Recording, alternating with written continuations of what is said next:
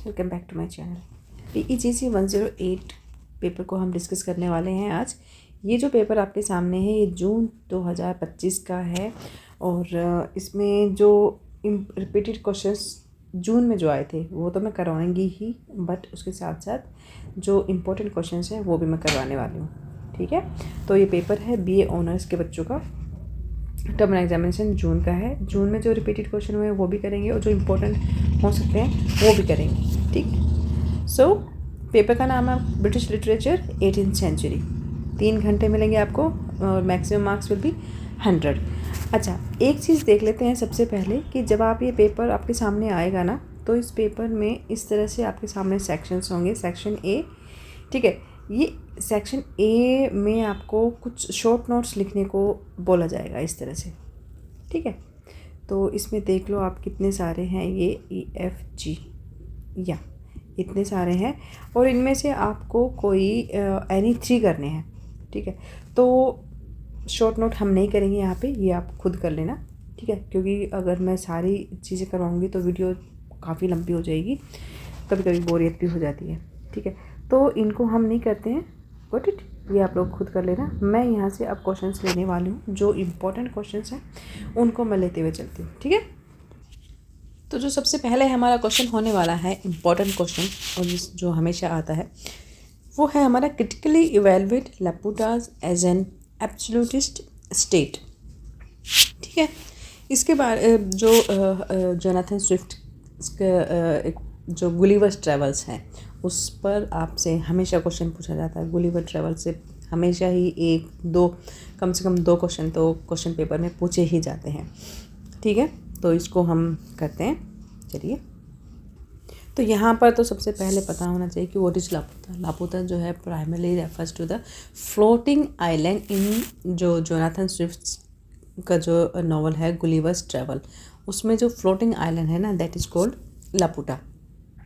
And also it's gained fame from Studio Ghibli or Castle in the Sky, where it is powerful legendary flying city. However, in Spanish, Laputa means खैर इतना हम detail में जाने की ज़रूरत नहीं है, बट हाँ हम बात करने वाले हैं अब इसके सबसे पहले इंट्रोडक्शन के बारे में।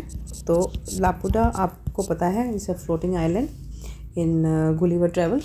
ठीक है, तो लापुटा इन जोनाथन स्विफ्ट, एक तो आपको ना ये सारे के सारे जो राइटर्स हैं उनके नाम याद रहने चाहिए। Gulliver's travel, it functions as a critical satire of an absolutist state. ठीक है, where power is concentrated in the hands of an intellectual elite that rules the land below through coercion or fear. तो Swift जो है वो ही uses Laputa to critic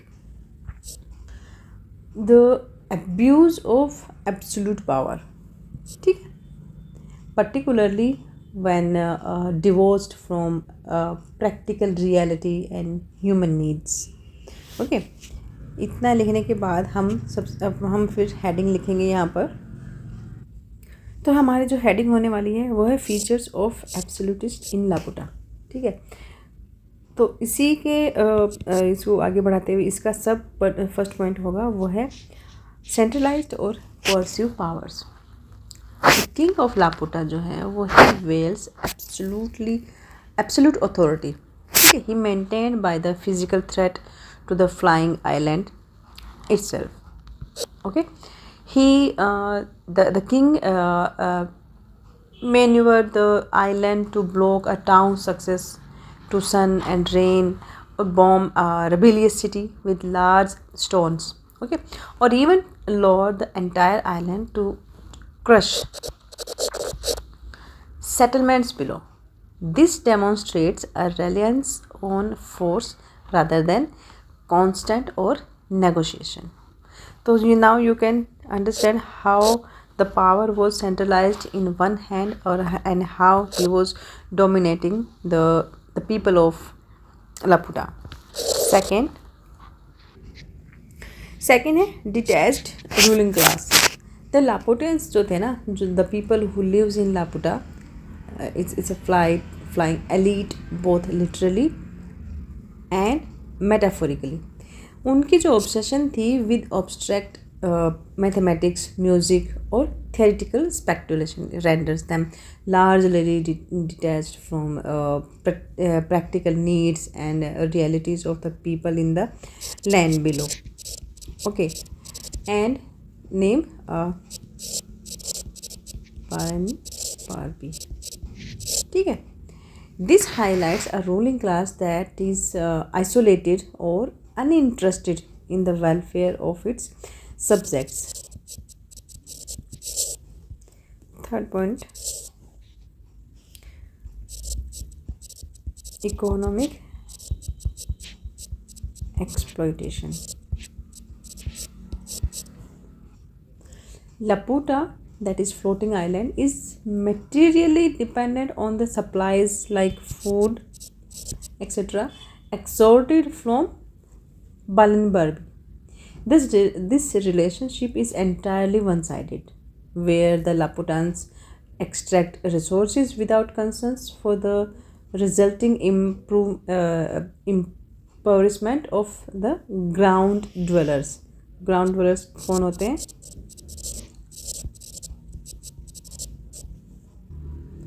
जो ज़मीन पर रहने वाले लोग थे. ठीक है. Suppression of dissent. The king's जो मेथड थे किंग के of dealing with rebellion in cities like Lindalino. ठीक है. तो जो उसके मेथड्स थे ना, how to deal with people, the people of Lindalino are brutal और designed to enforce total obedience. ठीक है. Now you can understand how what kind of king he was. The threat of total destruction ensures that resistance is difficult and dangerous and a hallmark of tyrannical rule. ठीक है. tyrannical rule, तानाशाह. इसके बाद हम बात करेंगे critical evaluation के बारे में.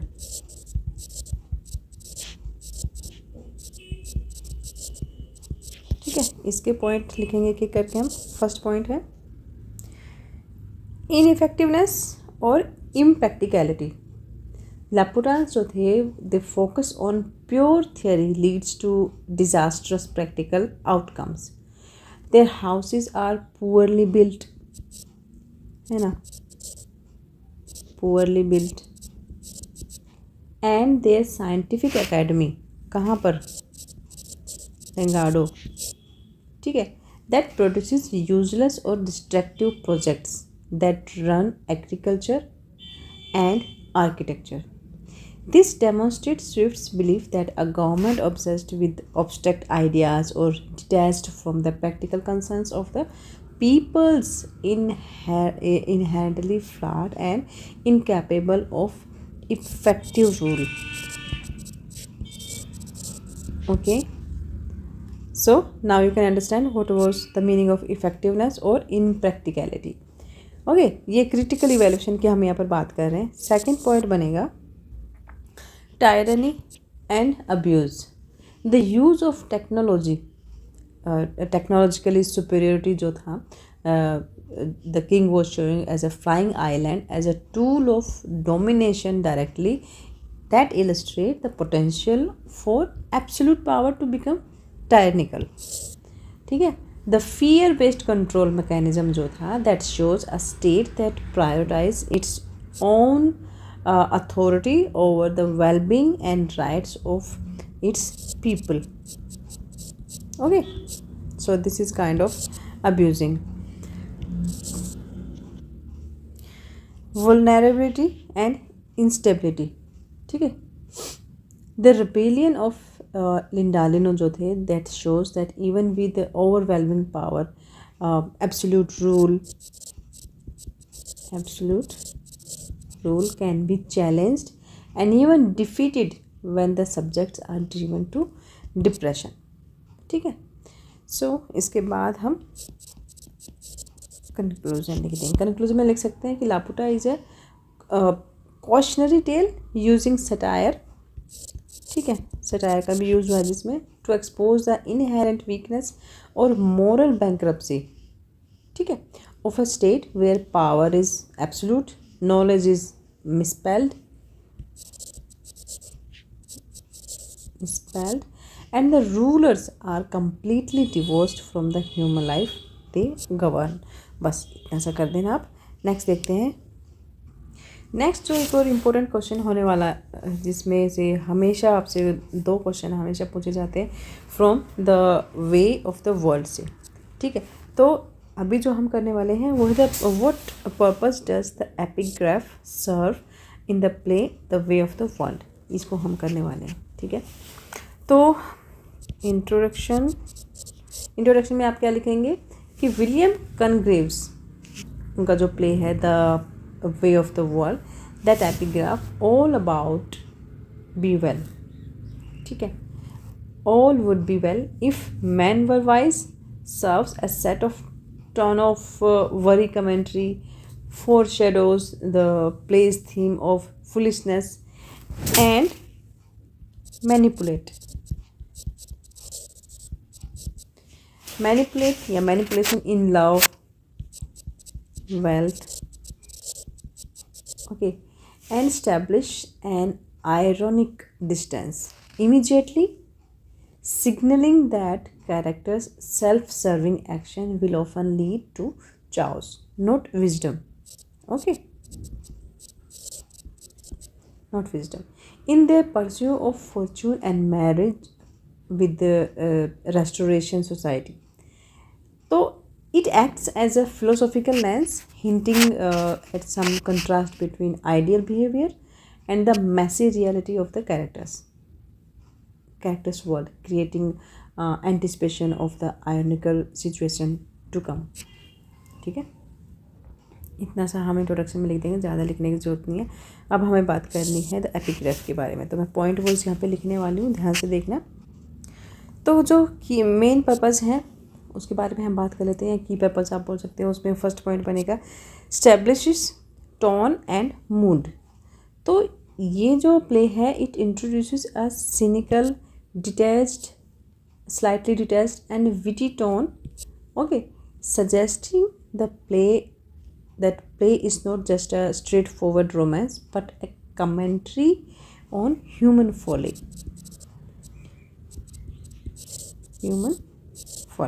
Second, foreshadow themes. The wisdom, जो wisdom की बात कर रहे हैं यहाँ पर बार बार, the wisdom is lacking in man directly points to the central theme of deception, social maneuvering and the pursuit of property or marriage, ठीक है, that derive all the plot. So foreshadow themes की बात हो गई यहाँ पर। Third point है creates irony. क्या आयरनी क्रिएट करते हैं इसमें? तो जो ऑडियंस है that knows from the starting, from the beginning that character will not be wise. तो जितने भी कैरेक्टर्स हैं that will not be wise, making their schemes and follies more amusing and pointed, okay. Fourth point बनाएंगे हम provide context, ठीक है। तो ये जो प्ले है that frames the play with in a broader idea about human nature की बात करता है, ठीक है, and inviting the audience to जज characters action against a standard of sense they consistently fail to meet, ठीक है। फिर है act as a moral compass. Ironically this epigraph provides a simple moral benchmark that the characters complex or self-interested, ठीक है, action जो है then subvert highlighting the gap between what should be and what is in their world, ठीक है, what should be and what is, ठीक है, in their world. 6th point लिखेंगे defining social class. The epigraph acts as a literary handshake and also aligning the play with the classical education expected of its contemporary audience, and also it distinguishes true wits. ठीक है, true wits means those who understand the classical allusion from wit wounds, ठीक है, wit wounds means those who only pretend to be sophisticated. Okay, इसके बाद हम conclusion लिख देंगे. Conclusion में आप लिखेंगे कि जितने भी हमने यहाँ पर बात की है, जितने भी पॉइंट्स हमने डिस्कस किए हैं, उनको आप थोड़ा थोड़ा करके सारा बता सकते हैं और इससे आपका जो कंक्लूजन है वो कंप्लीट हो जाएगा. ठीक है, तो ये आप ज़रूर करके जाना. इस नॉवल से हमेशा क्वेश्चन आते हैं, the way of the world से. ओके, चलिए, ठीक है, आप ये पॉइंट्स लिख लेना. नेक्स्ट हमारा जो इम्पोर्टेंट क्वेश्चन होने वाला है वो है discuss from the structure of elegy written in a country churchyard. Okay, इसमें से भी क्वेश्चन आता ही है, इसको भी हम करेंगे और इसको ध्यान से करके जाना. ठीक है, वैसे तो जितने भी मैं क्वेश्चन करवाने वाली हूँ वो सारे इंपॉर्टेंट हैं और हमेशा रिपीट होने वाले क्वेश्चन हैं, तो ध्यान से वीडियो को देखना. अच्छा, एक बात और बोलना था, अब आप लोग वीडियो देखते रहते हो तो प्लीज़ हाइप एक ऑप्शन आता है, उसको ही प्रेस कर दिया करो. ठीक है, उससे क्या होता है ना कि वीडियो जो है वो और भी ज़्यादा स्टूडेंट्स तक जाती है जिनको ज़रूरत है इस वीडियो की. तो जो भी आप देखते हैं आप लाइक सब्सक्राइब तो करते ही हो, उसके साथ साथ हाइप भी कर दिया करो बटन को. ठीक है, thank you for that in advance. तो चलिए हम ये क्वेश्चन कर लेते हैं कि discuss form and structure of elegy written in a country and churchyard. पहले तो हम ये देखते हैं कि एलिगी होता क्या है. एलिगी क्या होता है ना कि in traditional English poetry elegy is often a melancholy poem that laments its subjects death. ठीक है, और एंड होता है इन आइसोलेशन में.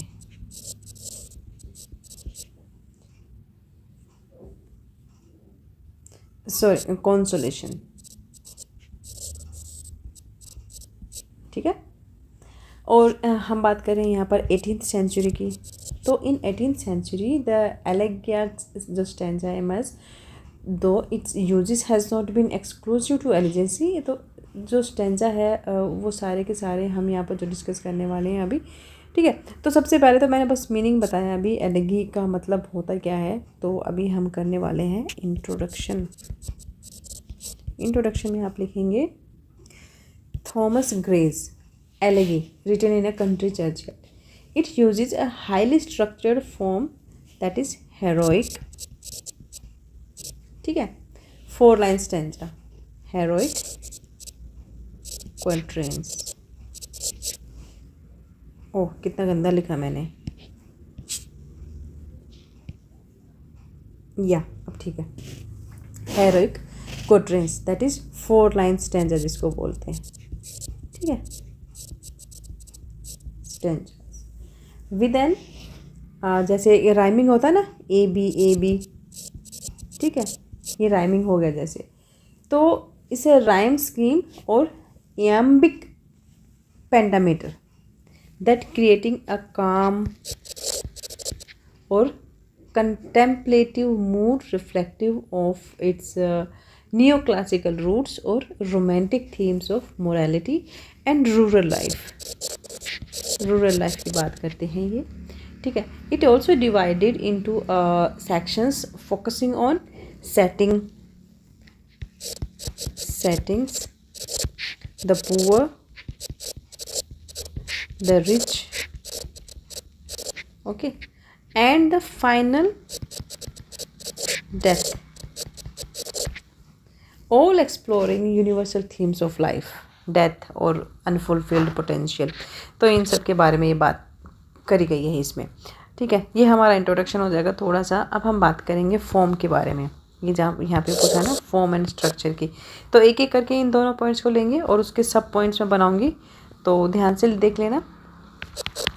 Form and structure.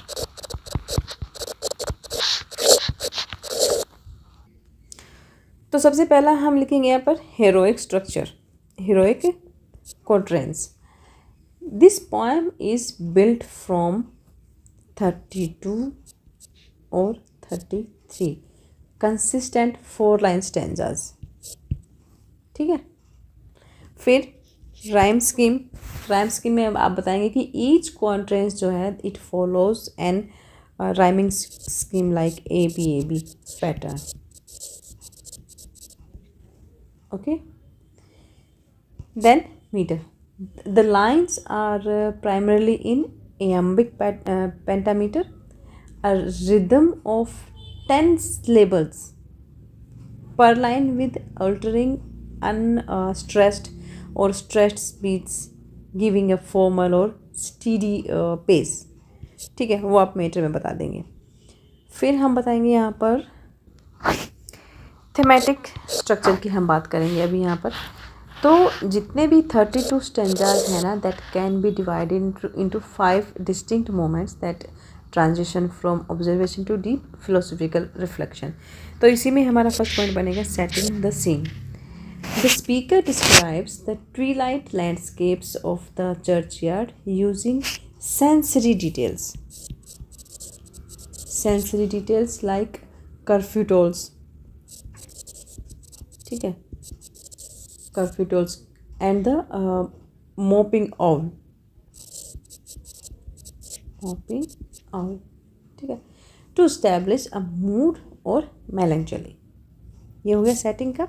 फिर है lament for the humble dead, a reflection on the simple domestic joy. ठीक है, कौन से होमली जॉयज और useful toy that the buried villagers will never experience again. Okay, तो हम ये बात कर लेंगे हम्बल डेथ के बारे में. थर्ड पॉइंट है हमारा death as the great equaliser. This central section critiques social hierarchy. ठीक है, ग्रे जो है he argues that the paths of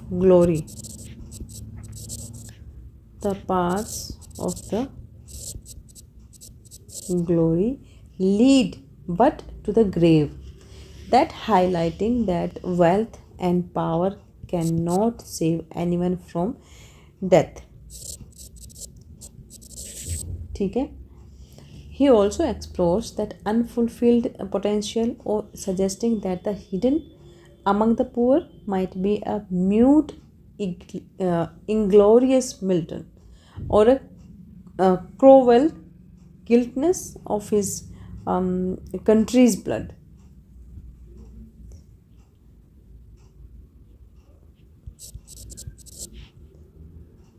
Cruel guiltless. Okay.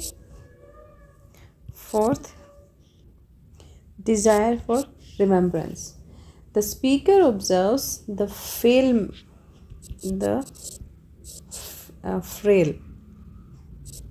ठीक है,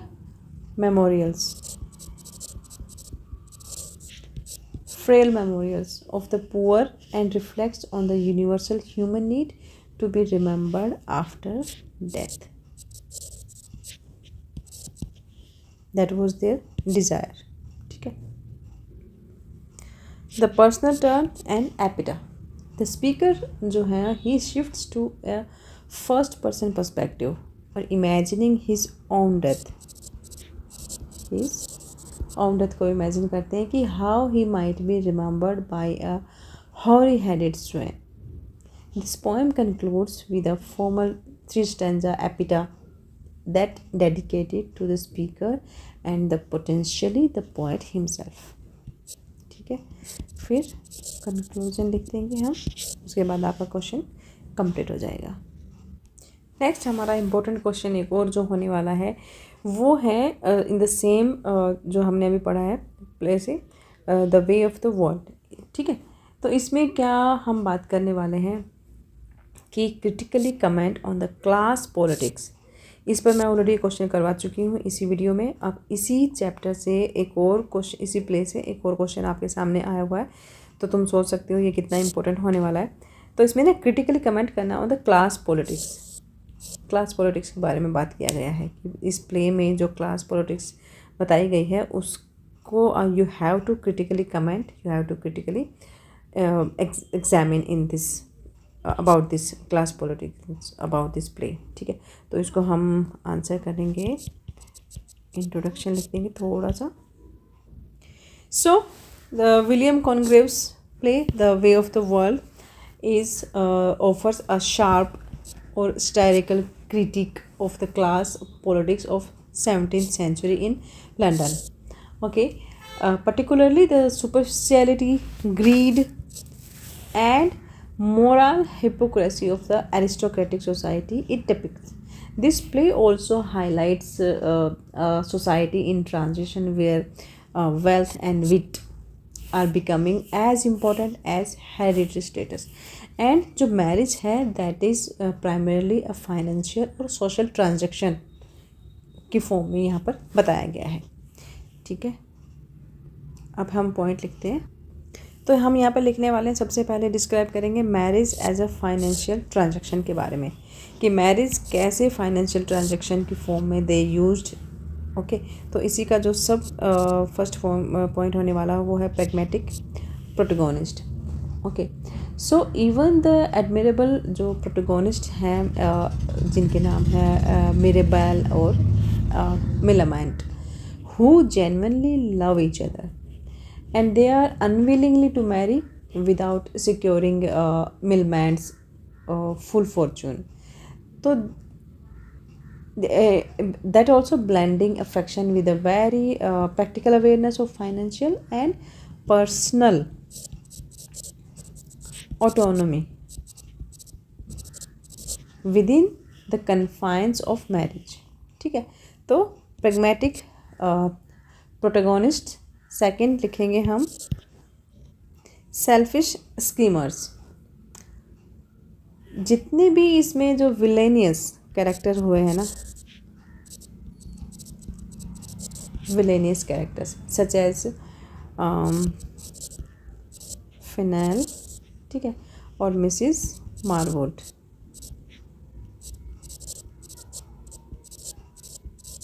ठीक है, embody the darker side of his materialism. Fainall जो हैं उन Fainall married Mrs Fainall for her money and later he attempts to blackmail lady Wishfort to gain control of the family fortune। ठीक है, and also revealing the extent to which greed overrides personal relationships and morality in this world। selfish schemers, third point है servants ambition। the class politics जो है ना it extend to the servants, Whitwell और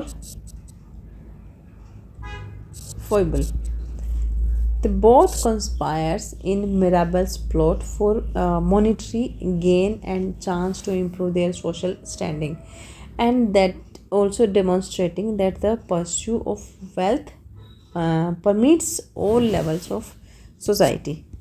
ठीक है, फिर next हमारी heading बनेगी सटायर ऑफ एरिस्टोक्रेसी। किस तरह से था एरिस्टोक्रेसी पे को किस तरह से उन्होंने सटायर किया है उसके लिए। तो that also Congreve uses sharp wit to expose the vanity and moral decay of the elite class. Okay, the characters are obsessed with reputation, अपनी रेपुटेशन के बारे में बहुत ज़्यादा वो लोग सोचते थे, अपीयरेंस के लिए, सोशल स्टैंडिंग के बारे में, और often at the expense of genuine human connection और एथिकल प्रिंसिपल्स। ठीक है, सो हम यहाँ पर बात करने वाले हैं सटायर ऑफ एरिस्टोक्रेसी की। तो इसी में फर्स्ट पॉइंट मैं लिखने वाली हूँ, और इसके साथ साथ थोड़ा सा मैं और बता दूँ कि जो लेडी विशफोर्ड हैं that is caricature of ageing vanity. तो that is easily manipulated by the prospectus of marrying a supposedly high status जिनका नाम था sir Roland. a ruse that mocks the aristocracy's desperate desire for status और attention के बाद, ठीक है. And the second is, third लिख लेते हैं हम, the role of wit and power. In this world, जो traditional aristocratic lineage alone is insufficient to guarantee success. Congreve जो है, he suggests that wit or adaptability and clever manipulation, ठीक है, clever manipulation जो है, that are the most valuable assets in navigating the complex social landscapes.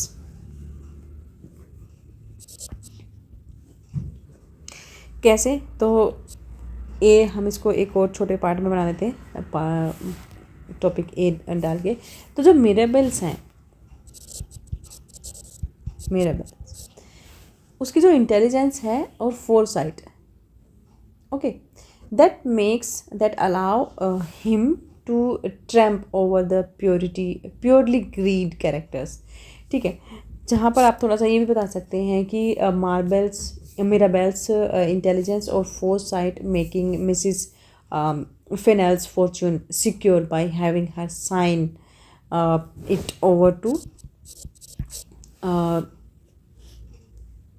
to him in trust before her marriage to Fennel, ठीक है.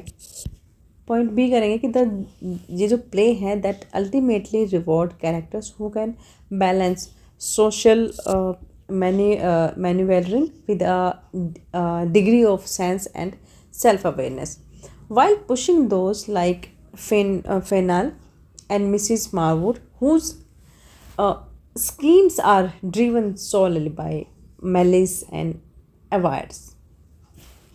Then हम लिख देंगे यहाँ पर conclusion में आप लिखेंगे कि the way of the world serves a mirror that is reflecting a society where class identity is in flux and financial concerns dictate the way of the world, forcing the patrician class to temper its excesses or acknowledge the rising power of economic leverage or hereditary privilege, ठीक है. यहाँ पे हमारा question complete होता है. Next जो question करने वाले हैं वो गुलिवर्स ट्रेवल्स से है. Do you think Gulliver's travel is a travel log. यहाँ पे आपको बताना है कि जो गुलिवर्स ट्रेवल है, क्या वो कैसे एक ट्रेवल लॉग है, उसके बारे में बताना कि कैसे है, क्या क्या चीज़ें उसमें होने वाली हैं, वो डिस्कस करेंगे. Give a reasoned answer with examples from the text, ठीक है. तो गुलिवर्स ट्रेवल से भी हमेशा 2 क्वेश्चन आते हैं आपके एग्ज़ाम में, तो इसको देख लेते हैं हम फटाफट से. इंट्रो. तो इंट्रोडक्शन में हम लिखेंगे कि गुलिवर्स ट्रेवल्स, ठीक है, is widely considered a parody of a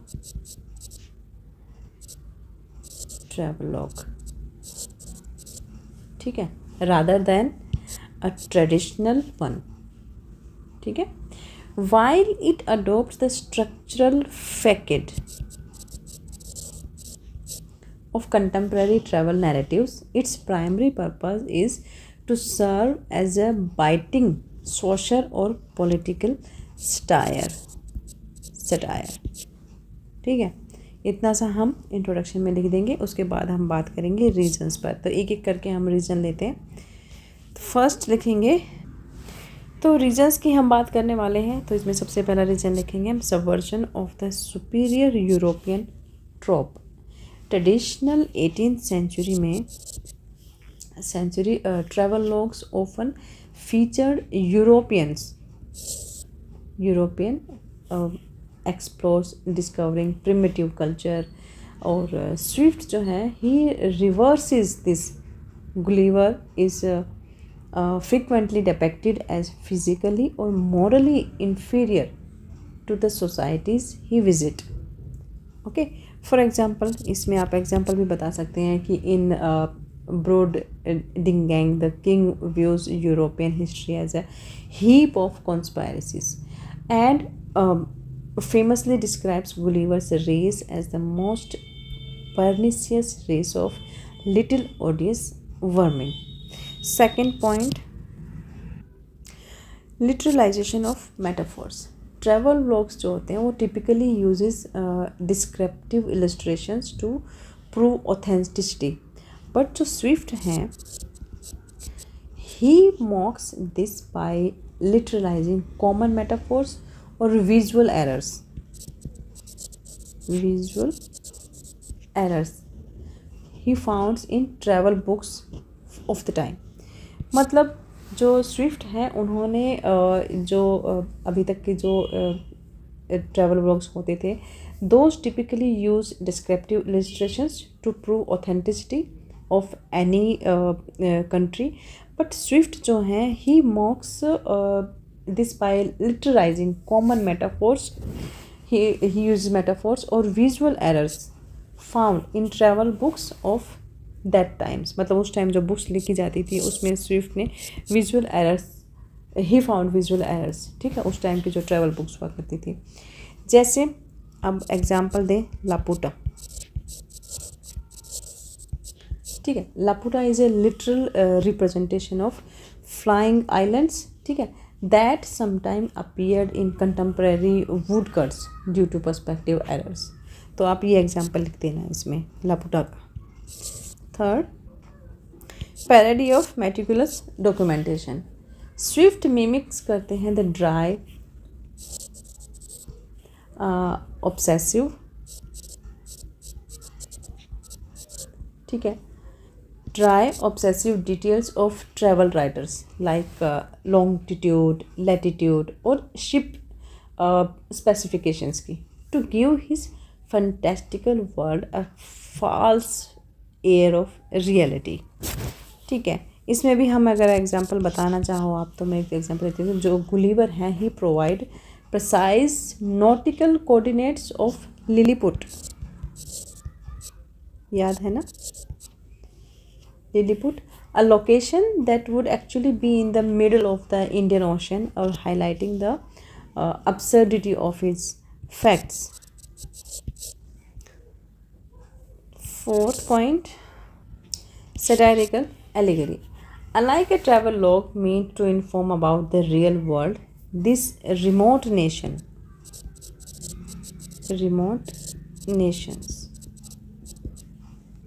Gulliver visit, जहाँ पर गुलिवर जाता है, are direct allegories of English society. For example आप बताएंगे कि जो लिलीपुटियंस थे, the war which end of an egg. ठीक है, to break is a direct satire of the religious और political conflicts between Protestants England और कैथोलिक फ्रांस. ठीक है, तो लिलीपुटियंस के बारे में भी आप एक एग्जाम्पल दे सकते हैं यहाँ पर. सो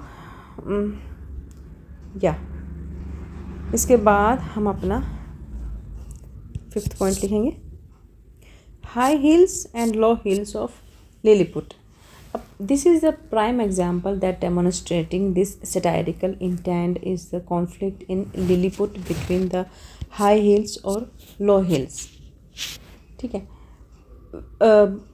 that was which show heights is appropriate for walking in the emperor's court. So in a real travelogue, this might be a factual observation of a peculiar local custom. ठीक है, in Swift's it's a transparent allegory for the tribal differences between the two main political factions in Britain at the same time, and the Tories and the Whigs. Okay, बस इतना ही लिखेंगे हम. इसके बाद आप conclusion लिख देना. आपका एक और क्वेश्चन भी कंप्लीट हो गया है. चलिए नेक्स्ट हमारा क्वेश्चन होने वाला है, examine and comment on Crusoe's daily struggle on the island. ठीक है, उसके जो स्ट्रगल था, उसकी लाइफ जो डेली डे टू डे का स्ट्रगल था ऑन द आइलैंड, उसके बारे में आपको यहाँ पर बताना है. ठीक है, तो इंट्रोडक्शन में लिखेंगे हम कि रॉबिन्सन क्रूजो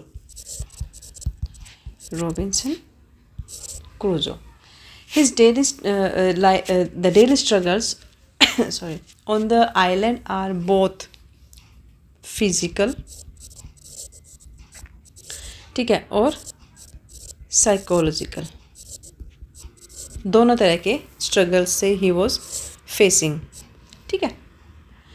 initially focused on bare survival, his challenges evolve over 28 years to include managing the mental toll of profound isolation and the later threats posed by cannibals and mutineers. ठीक है, इतना सा हम इंट्रोडक्शन में लिख देंगे. उसके बाद हम एक एक करके स्ट्रगल्स की बात करेंगे उनकी, रॉबिन्सन की.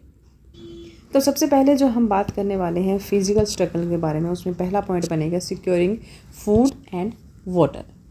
सो being shipwrecked, he lacks reliable access to food or fresh water. He initially relies on salvaged ship biscuits or turtle eggs. ठीक है. Later learning to hunt, he start learning how to hunt goats. ठीक है, और cultivate crops like barley and rice from discarded seeds and dry grapes to make raisins. तो उसने he secure himself by how to hunt, by hunting goat or cultivated crops, making grapes into raisins. ठीक है. Second है building shelter and security. He has no immediate shelter and he must build a safe dwelling where he can live safely. He salvages tools and materials from the wrecked ship to create a fortified cave-like home. ठीक है, and eventually a second more expensive settlement complete with a strong barricade to protect himself from potential threats. ठीक है, ये अपनी security के बारे में उसने ये सारी अरेंजमेंट किए थे. Lack of essential tools and supplies. Crusoe जो थे, Crusoe must improvise consistently due to the absence of manufacturing goods. He struggles to make basic items, and he struggles to make basic items like pottery, ठीक है, candles for light, और clothing, and at the same time leading him to craft tools. ठीक है, craft tools, domesticate animals, or even stitch his own goat skin apparel. ठीक है, ये essentials थे. Fourth point लिखेंगे हम, health and safety risks. He faces dangers from wild animals and a severe illness early on, which leads to a spiritual awakening. Later, he discovers of a human footprint that introduces the terrifying or a real threat of cannibals visiting the island, forcing him to live in constant fear or heightened vigilance. Okay, तो ये उसने अपनी safety के लिए कुछ arrangement किए थे. अब हम बात करते हैं, ये यहाँ पर बात कर ली हमने फिजिकल स्ट्रगल की. अब मैं बात करने वाली हूँ उसके साइकोलॉजिकल स्ट्रगल के बारे में. तो यहाँ पर हम बात करने वाले हैं साइकोलॉजिकल और उसके इमोशनल स्ट्रगल के बारे में. तो फर्स्ट पॉइंट है हमारा loneliness and despair. The most important psychological struggle is the profound loneliness. He refers to the island as the island of despair and grapples with feelings of hopelessness and anxiety that bring him to tears. Maintaining sanity and routine. To preserve his mental health, Crusoe जो था, he imposes a strict daily routine including manual labor, ठीक है, reading Bible और keeping a detailed journal until his ink runs out. This struggle gives him a sense of purpose and stability in an unpredictable world. He was mean to say that he was protecting himself by uh, doing the daily task by himself, or reading Bible or keeping some journals, and he start writing also. That these things was the you can say the key points of his psychological to maintain his psychological balance. And third, spiritual guilt and reflection. His isolation forces him into deep self reflection, where he wrestles with religious guilt over disobeying his father and leading a wicked life. He interprets his predicament as divine punishment, and he turns to prayer or faith for solace or redemption. Fourth point लिखेंगे हम, spiritual guilt के बारे में ज़रूर लिखना, fear and paranoia. This discovery of the footprint जो उसने देखी थी, he that footprint shatters his sense of peace and security, leading to intense paranoia and fear of about that unknown thing. Okay, इसके बाद हम कंक्लूजन लिखते हैं. Conclusion में लिखेंगे कि क्रूसो's daily life is a testament to human resilience as he transformed his prison into a functional kingdom. Okay, overcoming immense adversity through resourcefulness, hard work और spiritual adaptation. That's it. यहाँ हमारा question ख़त्म होता है, उसके साथ साथ वीडियो भी कंप्लीट हो जाती है. तो अगर वीडियो अच्छी लगी हो तो लाइक, शेयर और कमेंट कर देना. हाँ, हाइक जरूर करना है इसको. और थैंक यू फॉर वॉचिंग. मिलते हैं नेक्स्ट वीडियो में. Bye bye and best of luck.